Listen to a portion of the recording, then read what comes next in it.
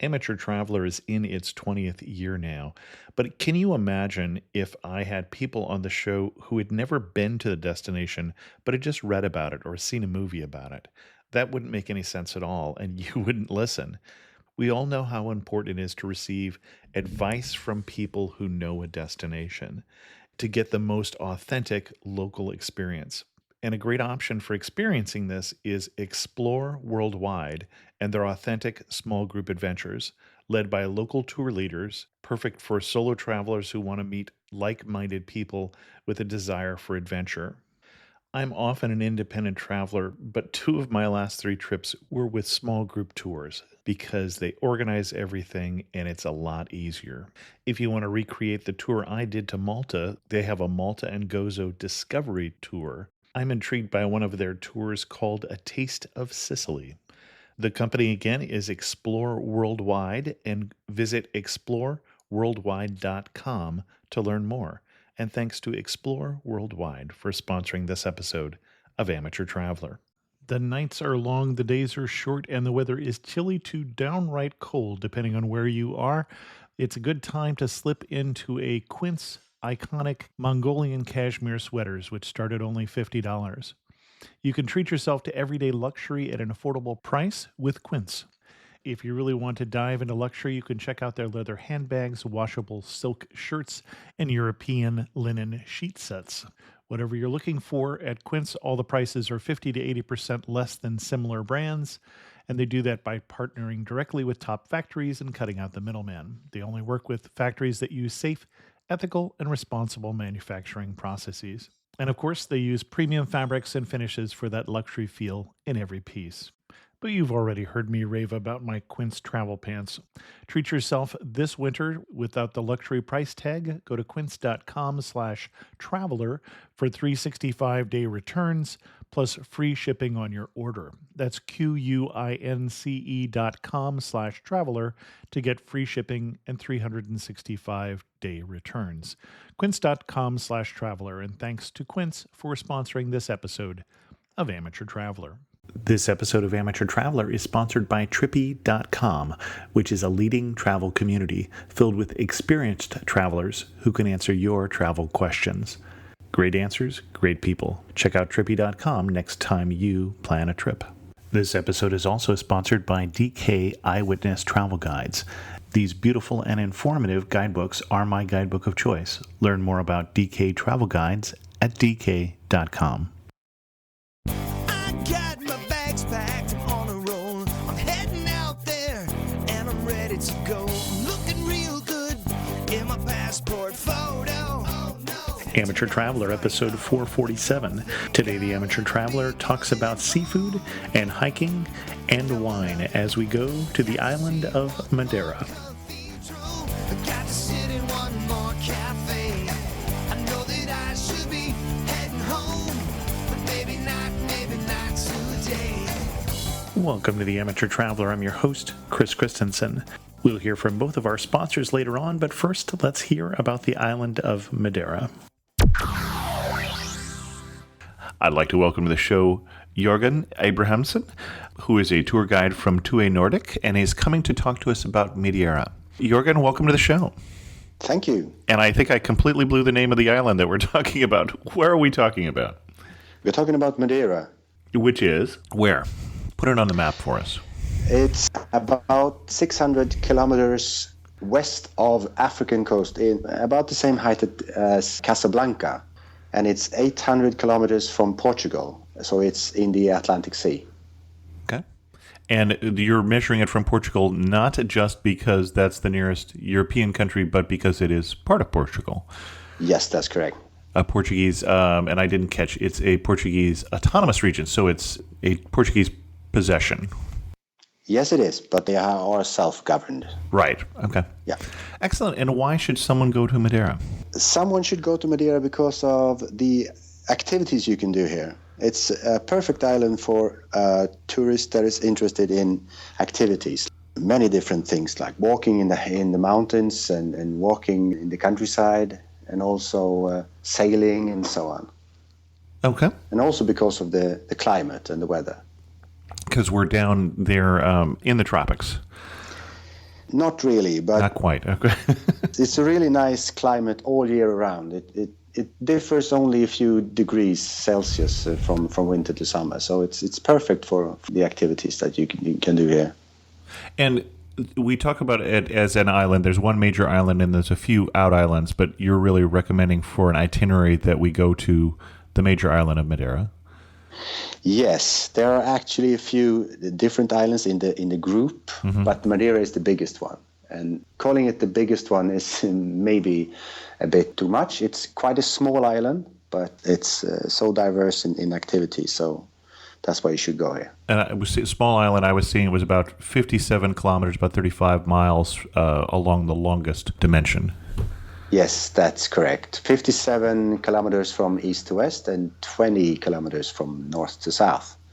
So that evens up to about 800 square kilometers. And I got the impression from just pictures that I've seen that it's a volcanic island. I mean, it's got some mountains on it. Yes, it is. Absolutely. Okay. It was created about 20 million years ago in volcanic activities. And where would you recommend that we stay? Should we home base in one place since we're talking about an area relatively small? Yeah, I think so. I would recommend a person that comes here to stay in Funchal, the major city, because it's so easy to get around the island and it's so easy to access from Funchal. So I would recommend anyone to come here to stay in Funchal. And then getting around the island, how are we going to do that? There's a number of ways. You could easily rent a car and drive yourself because the infrastructure is really, really good nowadays. They have been putting a lot of money in this, in tunnels and roads and bridges. So it's very easy to go around the island by car, but you could also go by bus. They have a really good bus net. Okay, excellent. So our itinerary, what are you going to recommend? We fly in, I'm assuming, rather than taking the slow boat there, and we arrive in the major city. And then what should we do the next day? I think that you should spend like 1 or 2 days in Funchal, just exploring the city, and then 1 or 2 days traveling the island. And I prefer to do it with my own car. It's easier to access the points that you really want to see. And then going out from Funchal on excursions and walks for like 2 or 3 days. Okay. That would be a good week, I think. All right, let's get a little more detail then. In Funchal, what should we see? What should we do and what should we eat? In Funchal, I think you should go to a place called Monte. The city Funchal is like an amphitheater. It's quite hilly, not that high hills, but... Well, are there any flat parts of the island? Not really. Okay, that's what I was saying. Okay. Yeah, actually, there's a high plateau called Paul de Serra. Oh, okay. It's about 1,300 meters high, and there's an area that is quite flat, but that's the only flat part of the island. They actually had some thoughts about putting the airport there, but as soon as you go there, you understand why they didn't do it, because it's really bad weather up there. Ah, okay. The city and the island has a long history, so there are lots of things to do. I would suggest to go to Monte. It's a place up on the hillside where they have a really nice church, and they also have some quintas, as they call this. That's the Portuguese word for estate, where some really famous people, old historic people, always stayed in the quintas. And you can't drop a line like really historic people and then not give us a little more information. Yeah, okay. The last emperor of Austria-Hungary, Charles II, he was in exile after the First World War, and he moved to Funchal and moved into one of the quintas. We also have like Winston Churchill was here in the 1950s. But not in exile. Not in exile. He was actually... He was politically on the outside by that point, but... Yes, he was. It was in the years between when he wasn't prime minister. Right. Because he lost the elections in 1946, and then he won the elections in 1951. So this was in 1950 when he was out. And then I think you should go to the Botanical Garden. It's a really nice garden in one of the quintas. One of the famous people from Madeira is William Reed. He built the Reed's Palace Hotel, one of the more luxurious hotels in Funchal. And that was actually their private home. And you mentioned the botanical gardens. Yeah. The plants that I'm seeing in the pictures that I looked at, We say this is either tropical or subtropical, but I mean a lot of very beautiful flowers and a lot of not so much European looking things, I would say. No, that's correct. The good thing about the botanical garden is it started as a private garden for the Reeds family, and then the city of Funchal took it over in 1952. In 1960, they opened it up for the public. And it's a gathering of 2,500 flowers and plants from all around the world, mainly from countries that have some sort of connection to Madeira and Portugal. So there are flowers and plants from Africa, from South America, from Europe, from China, from all over the world. Okay. And it's a really, really nice place to walk around. I'm not specifically interested in flowers, but it's even for me, it's a really nice place to go. Excellent. As we mentioned, this episode of The Amateur Traveler is sponsored in part by DK Eyewitness Travel Guides. And DK Eyewitness Travel Guides, as I've been mentioning on the show, are one of my favorite guidebook series. If you're not familiar with the DK Eyewitness Guides, I suggest you go to your local bookstore, assuming they still have one of those near you, and pick one up. And I say pick one up because even just holding these guides, they are a well-made guide on a very high-quality stock paper. I really like even just the feel of the guidebooks, and then open it up and see the wonderful pictures and diagrams that I've been talking about. I mentioned last week, for instance, on the episode on Canberra, the kind of things they had in the Australia guide about Canberra, including, for instance, museum guides. And that's pretty typical for any major museum that you have. You're typically going to have a floor plan in the guidebook that highlights some of the major attractions. So check out the Eyewitness Guides, and I think you'll understand why I like them and why I have 20 of them on my bookshelf. Go to dk.com. And then where to? Then you should take a tour in the Old Town. There's really nice places there. There are lots of restaurants and lots of historical buildings to see. There's a cathedral from the 15th century. That's really, really nice. A lot of historical buildings from that era. Okay. And not so much for touring, but just enjoying the beauty of the city? Is that what we're doing at this point? Yeah, I think so. But, I mean, mixed with all the historical buildings is touristic things like shops with souvenirs and stuff like that. So it's all blended up in Funchal. And how much tourism does Madeira get? It gets rather a lot, doesn't it? Yeah, it does. About 1.5 million a year. Oh, 1.5 million tourists, yeah. And half of them, they come here. They spend 1 or 2 or maybe 3 weeks in a hotel, and they tour the island and so on. But they also have a lot of visitors from cruise ships. They have a big harbor. And the biggest period, the most hectic period for the cruise ships is actually New Year's. Oh, really? Interesting. Yeah, they have a really, really big firework at New Year's. They actually are in the Guinness World Records from 2006, 2007, I think, when they broke the record. For total display or length? Yeah, or total display, yeah. Destructive power or whatever one gets in. Yeah, that's right. Interesting. Yeah. Yeah. And they actually built the harbor or did some modification of the harbor, so now they can take on even more cruise ships. And I don't know the cruise industry in Europe as well. Are they cruising just out to Madeira and back, or is it part of a larger cruise usually? It's usually part of a larger cruise. They come here from like the Azores or from Canary Islands or from the Mediterranean, and then they come here and they moor here for like 1 day. They come in the morning, stay for 1 or maybe 2 days, and then in the evening they leave and they go somewhere else, like to the Azores or Canary Islands or something. Got it. But this is just one stop on the cruise. Okay. Though the only question you didn't answer, is there any particular thing we should be eating or drinking while we're in Funchal? Yes, absolutely. They have some typical dishes for Madeira. So the first one is a dish called espada in Portuguese, and it's a black scabbard fish. It's a long fish with white meat in it. It's usually cooked together with banana. It doesn't sound that good, but it is really, really good, actually. Okay.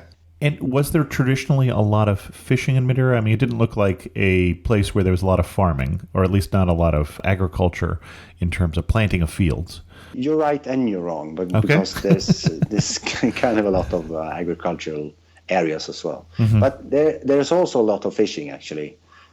mainly for tuna and for the scabbard fish and some other fishes as well. Okay. But the espada or the scabbard fish is very popular in Madeira, all over the island. Excellent. And the other thing you should also eat is espetada. The name is similar, but they are quite different. This is barbecue on beef, and then you eat it together with potatoes and a salad and some garlic bread, and it's really, really good. Excellent. Sounds wonderful. And then, of course, to that, you should drink some Madeira wine. That's the typical one. Right. It's famous all over the world, yeah. Oh, sure. I'm saying no agriculture, and I've already heard of the wine. Okay, yeah. Yeah, that's true. You were too kind to me. Yeah. And then also there's poncha. It's a traditional drink that they make here in Madeira. It's made from sugarcane rum. And you take sugarcane rum together with lemon juice and honey. You mix it together in a special way with a special tool that they use here. And then you drink it. And it's quite strong, but it's really, really good. Excellent. Then I think you were getting ready to head us out into the countryside. Yes. One of the good things about Madeira is it's so different from the south side where Funchal is and the north side. It's much more wild and harder to get to and more rough on the north side. So I would really recommend to go to the north side as well. And nowadays, when the infrastructure is so good and the roads and tunnels are built, it's very easy to get to the north side. Before the Second World War, there were lots of the villages on the north side that you couldn't actually access by road. You had to go by boat. But now it's really easy to go there. So that's one thing that you have to do when you go to Madeira, go to the north side of the island, and also go to the high plateau that I mentioned before. And we're going to the north side of the island, and what would you recommend a good day for things to do on the north side of the island? We should go where and do what? I would recommend to go to a small village called Porto Muniz. It's on the northwest side, where you have some really nice restaurants, some fish and seafood restaurants. And you also have some natural pools with seawater that you can swim in if the weather is good. But the weather is seldom that good this time of year anyway. Well, and that brings up the question of when is the best time to go to Madeira? I would say the best time to go to Madeira is September, October, maybe. Okay. From a weather point of view. Not as many fireworks then, but... No, unfortunately not. But you can see that on YouTube if you like. So the shoulder seasons, either in the fall or in the spring? Yeah, I would say that. Okay. I would also recommend to go there in the summer. I don't understand really why people don't go, especially from the Nordic countries, that they don't go to Madeira in the summertime, because it's really nice in the summertime. And it doesn't get that hot. You know, we see some of the same thing here where people won't go down as much into the Caribbean, for instance, which is kind of our equivalent of Madeira. Madeira is to Europe as the Caribbean is to the United States. Yeah. And mainly because they have the hot weather and they're looking for more of the warm weather in the winter when things are so cold and chilly. I know. And the same thing, too. It's when you go to the tropics in the summertime, sometimes it's more pleasant because it's less hot, more trade winds and things like that. Yeah. Exactly. Yeah. Interesting. We'll take a break here to mention that our other sponsor is, again, Trippy.com, which is an online travel community where you can get your travel questions answered or answer those for other people. One of the core values of Trippy is authenticity. As they say, be yourself. The more you share into Trippy, the more you'll get out of it. Real avatar, bio, and profile is the easy place to start. Next, let your background and experience shine through your questions and answers. If you work for an awesome travel company, that's cool. Just be open about it. Here's to keeping it real. And we're encouraging you to keep it real and to come over to Trippy for the question of the week. And our question for the week at Trippy.com is, what are the most unexpectedly good countries for wine? Give us your answer at Trippy.com. You can find that question by going to amateurtraveler.com/Trippy3. And we'll read some of the answers on next week's show. And if you stay tuned for later in this show, we'll read some of the answers from last week's question. And you mentioned hiking, and it certainly looked like a place where there were a number of good hikes. Do you have favorites? My high point was the walk between two of the highest peaks on Madeira. The highest peak is actually not more than 1,862 meters. That's about 6,000 feet. But it's a good walk there, and you really feel that you have had a really good workout if you walk between the peaks. So that was a high point for me. Okay. And the two peaks names are? Pico Roivo, it's the highest peak, 1862 meters high, and Pico Arriero, it's like 18 meters high. Okay. And then how long is that walk? Is that an all-day thing? Or? It's an all day thing, yeah. Okay. It's only like 13, 14 kilometers, but it's uphill and downhill and uphill and downhill all the time. So it's quite a workout. And then the one thing that I saw that you haven't mentioned is the levadas. Yes. The levadas are the water channels. They started to build them in the 15th century, just when they arrived to the island. And they were the Portuguese then. Right. There were some people here before that, but the Portuguese were the ones to really started to use the island for agricultural reasons. And the levadas, they started to build them in the 15th century. And they also build these paths that you can walk on to maintain the levadas. And these paths are excellent for walking, for hiking. So tourists use them all the time. And it's really nice walks alongside the levadas. And since the water tends to flow relatively level, I'm assuming that if we're walking on the levadas, we have a relatively, I mean, it's obviously incline, but not a steep incline. No, absolutely. That's correct. It's a really easy walk most of the time anyway. And you have lots of time just to look at the scenery and the nice views, because it's always a nice view from the levadas. And any particular one that you would say is the best example if we wanted to walk along one of the levadas? Yeah, I would recommend the levada called Ribeiro Frio. It is from the high plateau, and you walk along a levada for like 13 kilometers. It's a good walk for 3-4 hours, something. And you end up in a city called Porto da Cruz on the north side of the island. Okay, excellent. And along that levada, you have some really beautiful views over the valley and the north coast. Excellent. And you mentioned other activities besides hiking. What sort of things were you thinking of? Oh, lots of things. You can take a sailboat and see the island from the sea. That's recommendable. That's something you should do. You can go on a boat trip, dolphin and whale watching. Okay. You can go horseback riding. You can take a jeep safari. Oh, there's a lot of things you can do. And then I was also seeing that both scuba and surfing are getting more popular.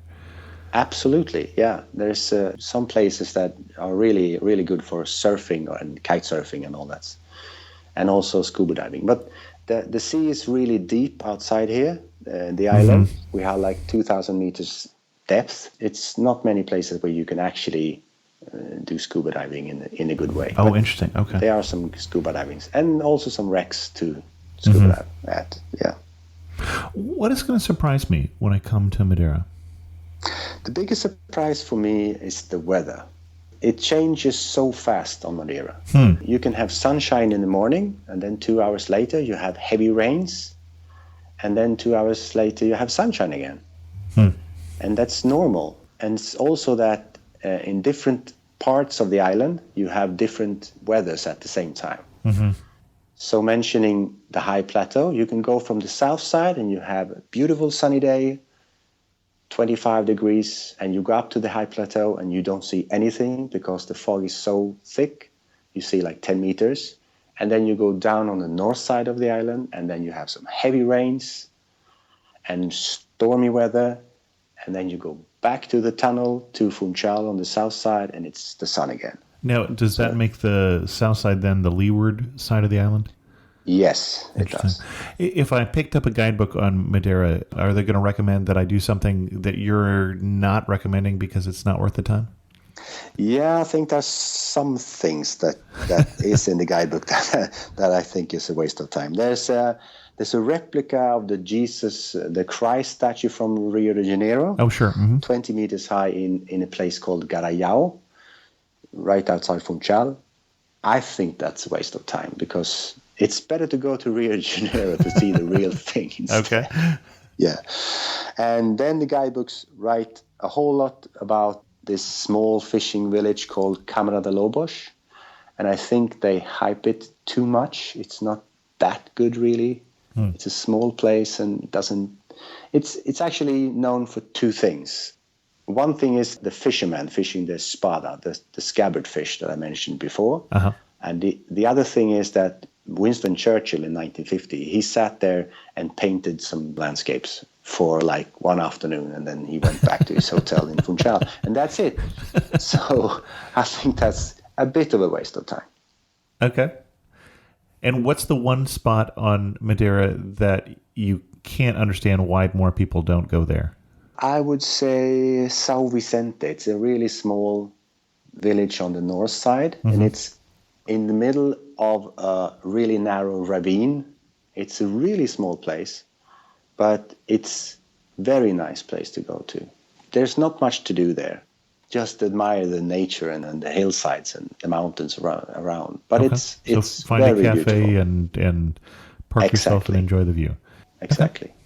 Excellent. Any recommendations on where one would stay or recommendations on restaurants? As I mentioned before, I would suggest that you stay in Funchal somewhere. Right. And I would suggest that you find a good hotel in the center of the town or in the old town. Okay. Because then you can easily do both things when I say go out on these excursions or walks in the hillside or in the countryside, and then you go back to your city hotel in the middle of the old town and have that opportunity with all the restaurants and stuff like that. So I would recommend that. Okay. Excellent. And no particular restaurant that's a favorite? In the old town, there are lots of restaurants, really good restaurants. I would suggest a restaurant called the Django. It's in a street called Rua Santa Maria. It's the oldest street in Funchal. That's a really good one, I think. Okay. Excellent. Now, how long have you been in Madeira? I've been here like 2 months. We came in beginning of October. I didn't ask, but what led you to Madeira? I'm here for work. So As a guide? I was assigned, as a guide. So I was assigned Madeira, but I wasn't unhappy. I was really happy to go there because I've never been here before. Excellent. Who's the most memorable local you've met?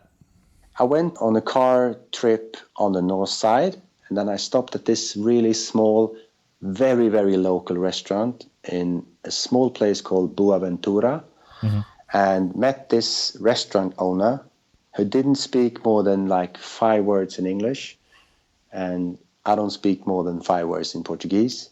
So we couldn't really speak with each other, but it was so nice, and it was such a good experience to meet this guy. He was so friendly. It was a really nice experience to do that.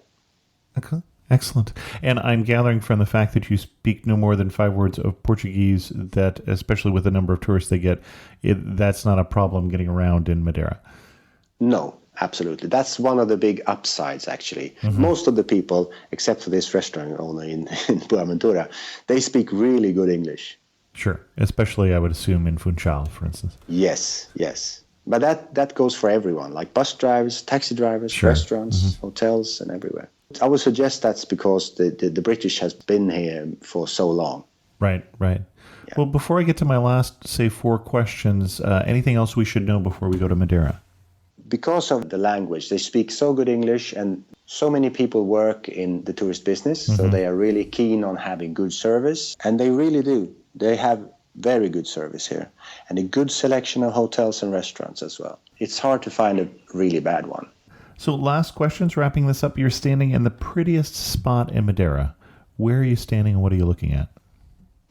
I'm actually standing on top of Pico Roivo, 1862 meters above sea level. That was something really, really nice. It was fantastic. You can see the highest peaks around you, and you can see the roughness of the nature there because it doesn't really grow much there. But it's a really nice view. On all sides, actually. One thing that makes you laugh and say only in Madeira? I would say the weather again. Okay. Because we do guided tours together with a local bus driver. And then we jump on the bus and we start chatting with them. And then we pick up the first guest. And then the rain starts. It was sunny like 5 minutes ago. And then the rain starts. And then they laugh and they say, only in Madeira. That's a typical thing for Madeira. Excellent. And finish this sentence. You really know you're in Madeira when what? when you're having a really nice meal, eating espetada, and finishing that off with a good drink of poncha, then you know you're in Madeira. And if you had to summarize Madeira in just 3 words, what 3 words would you use? Beautiful sceneries, Mm-hmm. good food, and good service. I think that's 6 words, but thanks so much for coming on The Amateur Traveler and telling us more about your newfound love for Madeira. Thank you. That was my pleasure. Thank you. We have one news item this week, just in case you thought it was a good idea to joke about bombs in airports. A Venezuelan surgeon has agreed to pay more than $89,000 for the cost of his joke that shut down parts of Miami International Airport for several hours. I'm guessing you already knew that it's a bad idea to joke with a gate agent that you have C4 plastic explosives in your luggage. Check out a link to that story in the show notes at amateurtraveler.com. Our trippy question of the week last week was, what is your favorite capital city you've ever traveled to? The most highly rated answer came from Kat D from Brooklyn. I love, love, love Yangon, London, Amsterdam, Luxembourg, and Bangkok. But I have to say my favorite is and will probably always be Paris or Budapest. Both just totally visual, cultural, and gastronomic delights. I think my favorite answer was from Ross from Colorado, who said, I travel in Central and South America a lot, and capital cities in these areas are usually a little hairy. That being said, I love Madrid. It was beautiful, friendly, and delicious. I also asked my wife to marry me there, so we have many memories. I'm sure there are much better capitals, but that's the one for me. I have been to all the major capitals in Europe also, so that says a lot for Madrid. Jamón, jamón, jamón, jamón sangria. That's a key for a great time in Madrid. If you want to put in your 2 cents, go to amateurtraveler.com/trippy2. If, after listening to Amateur Traveler, you have time for another podcast and you're a fan of comics, may I suggest Because Comics by Mike Christensen, who is my son and the former editor for this show. With that, we're going to end this episode of Amateur Traveler. The transcript of this episode is sponsored by jwaytravel.com. Also remember our sponsors Trippy.com and DK Eyewitness Travel Guides. If you have any questions, send an email to host@amateurtraveler.com, or better yet, leave a comment on this episode at amateurtraveler.com. You can also follow me on Twitter at Chris2X. And as always, thanks so much for listening.